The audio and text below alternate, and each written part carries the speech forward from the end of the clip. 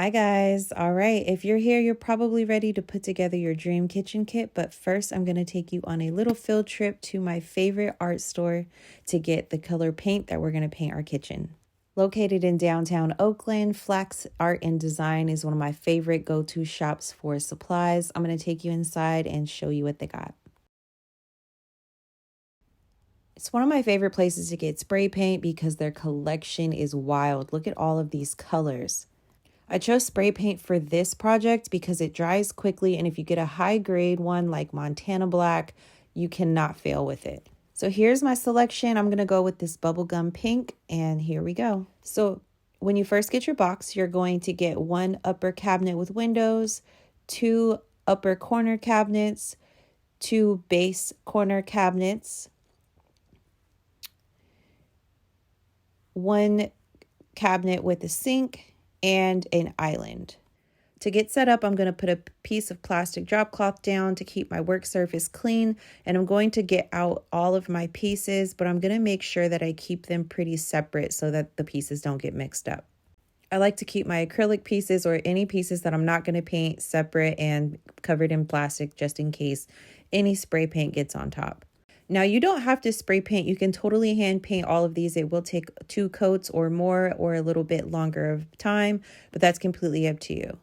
All of the pieces are engraved with little letters or numbers, so make sure that you paint the side that is going to be shown, which is the plain side up. And here they are all together. Now, this is my secret sauce right here, Bullseye 123 Primer in bright white. It goes a long way and it is amazing to coat for a first primer. The coverage is really great and it's going to leave a nice, clean, smooth finish. What you're going to want to do is stay away at least 8 inches away from the actual pieces. If you see any puddling or any drips, you're way too close. Just back up a little bit and give it one good coat. I promise you don't want to skip this step because it's going to give the most beautiful finish and it's going to make your color pop. It's pretty quick drying time, but I like to leave it overnight just to make sure. And then I'm going to come in with my color.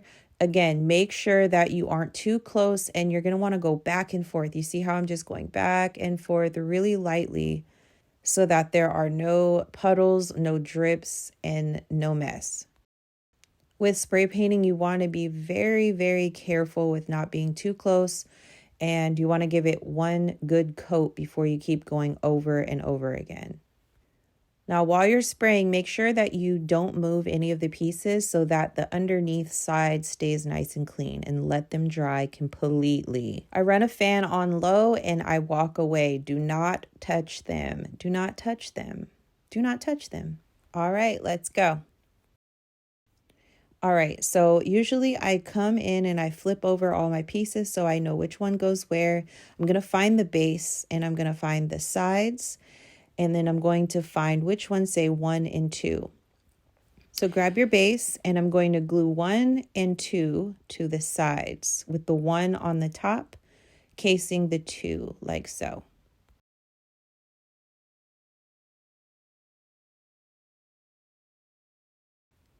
Now I like to put a little piece of tape, barely touching, just to keep it together while I glue them. And this just going to keep the glue from coming out the sides. And I'm just going to glue into the seams. A closer look, this is how this 2 ends should look. Those are where the sides will go. So I'm just going to glue into the seams here, and while it's taped up, it's really easy and it's just going around the base. If a little glue spills out of the seam, don't trip, chocolate chip, you can wipe that off. Next, I'm going to put the engraved inside and I'm going to glue number 3 down to this L side of the base.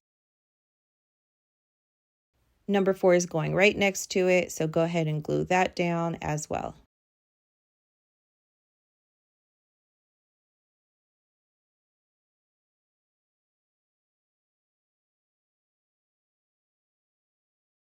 You'll have 2 number 5s, and those are the sides. You're going to go ahead and glue those in where it fits.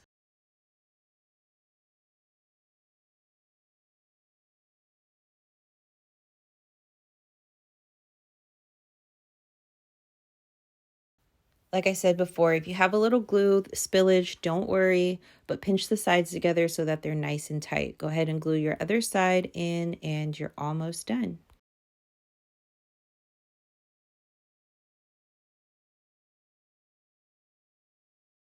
Now for the top, you can totally choose to leave this part out in case you want to use this little corner cabinet as storage for little pots, pans, other accessories, or you can glue it in place, which I'm doing here. For the drawer frames, I like to eyeball them. I start from the top, but I kind of just put them in place and see where they best fit. I leave a little bit of space in between, and it's pretty simple. Try not to use so much glue for this part. A little bit goes a long way, but just in case, you can always take a little Q-tip and get the rest out. Go ahead and repeat the process for the other side, and that is that. Now you can put your countertop on. If you got a little paint on the side, go ahead and scrape it off with a sharp blade, and you should be good to go. This is fairly easy and very similar to the last one. You're going to go ahead and case 1 and 2 and glue those together. The corner should butt up like that. All right, so again, we're going to glue the corner just to keep it nice and tight. And we're going to just go ahead and seal the seam with some glue and lay it on.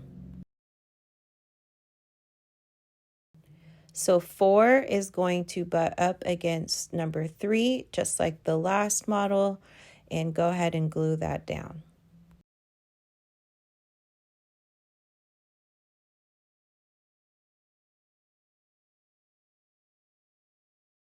Your side should look like this with a little bit of space for the end pieces, and if it does, glue them down. Go ahead and glue your other end piece in there, and you are almost done. Now, if you are planning to put lights inside of your upper corner cabinets, go ahead and leave the top unglued, and I'll show you in another video how I install the lights. But for now, go ahead and glue down your frames, which is pretty self-explanatory. Go ahead and eyeball it to best of your ability and repeat on the other side to complete it.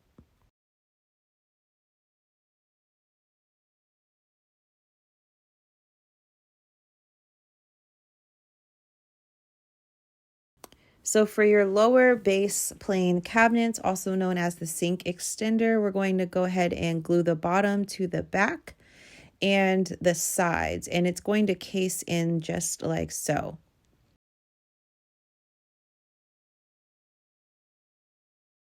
Then I'm going to flip it on its back, and I'm going to just glue around the frame so that I can glue the front face on. And then I'm going to add all of the different frames, and it's engraved, so this should be pretty easy.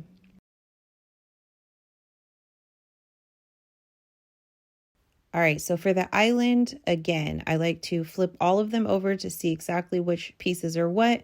The base is going to be labeled base. I'm going to put the A and the B, glue that to the side of the base.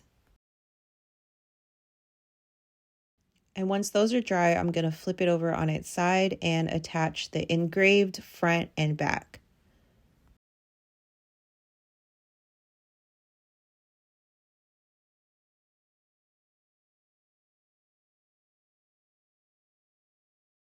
Now again, if you want to add the top, go ahead and do that. I like to leave mine open sometimes for storage because it fits so many little kitchen goodies that I don't have to store other places. For the upper window cabinets, I'm going to grab what's the bottom, and I'm going to attach that to the back and then glue the sides, which are all labeled.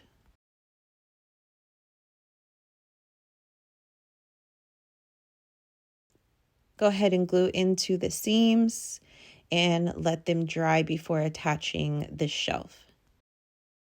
Now the shelf you can put anywhere. I like to just eyeball it somewhere in the middle, but you can put it pretty much anywhere you'd like. Next, I'm going to attach the top, glue that down, And you're almost done. All right, so for the windows, you're going to add the glue and you're going to attach it to the front, and it's engraved so you know exactly where to place them. This is how it should look, and the little inserts are going to go straight in there. Your kit will come with 3 clear inlay pieces of acrylic. You're going to take those out and you're going to put them inside of the inlays. I use a thin double-sided tape instead of glue so that there's no residue. Go ahead and take the sticky backs off and place them inside of the inlays. You can get this little thin super glue tape off of Amazon. I'll go ahead and link it down below. So they fit perfectly inside, and what you're going to want to do is take off the masking tape once your hands are clean and proceed with all 3. Once you're all done, this is how it should look, and you can glue it, or I like to put magnets so that I can remove my lights. All right, lastly, for the acrylic sink, you're going to want to get all your pieces and take off the masking with a little needle or however you best can. It's really tedious, but it keeps all of your pieces nice and clean. You're going to want to glue one long piece to another long piece so you have 2 stacked together. This is going to be your back. Then you're going to glue the last little long piece onto the base, then your 2 double pieces to the back, and your 2 side pieces to the sides. The base piece is the piece with the hole in it, so you're going to want to glue these pieces on top of the base, not on the side. Lastly is the frame. Go ahead and glue that down, and voila. You should have 2 extra little pieces. Don't worry about those. That is for the sink install, which I'll show you in the next video. Hope you liked it. On the next video, I'll be showing you the complete installation of this kitchen. Don't forget to like, subscribe, and hit the thumbs up. I'm Goldie, and I'll see you next time.